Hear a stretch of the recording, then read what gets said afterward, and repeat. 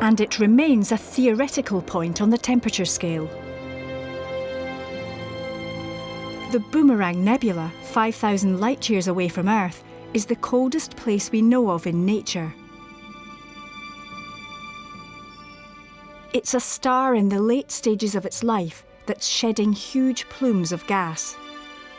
As this gas expands rapidly into the void of interstellar space, it loses energy quickly, resulting in its unusually low temperature of -272 degrees Celsius. But even this is 1 whole degree warmer than absolute zero.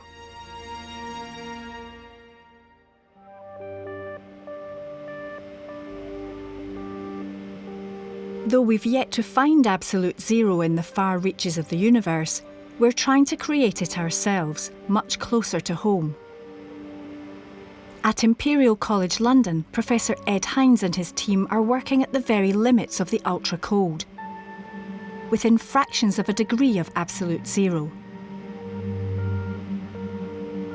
It promises to open up a whole new world of physics, which could revolutionise our future. The stuff they're cooling here is tiny clouds of molecules. Chilling them to absolute zero requires 2 phases of cooling. First, using liquid helium, they take them down to within 4 degrees of absolute zero. But it's these last few degrees that pose the problem. There are ways to make helium a bit colder, but to get to the millionths of a degree, there is no fluid that you can use. So instead, we use light. By scattering the light, the molecules will get colder.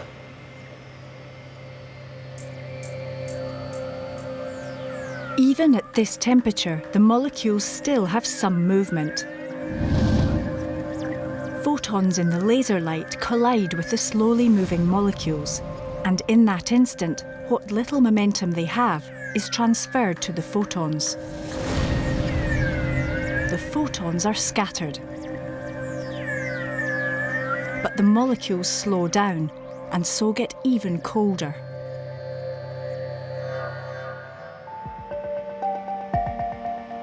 By using an array of different colours of laser light in just the right order, Ed and his team can reach temperatures within a few millionths of a degree of absolute zero.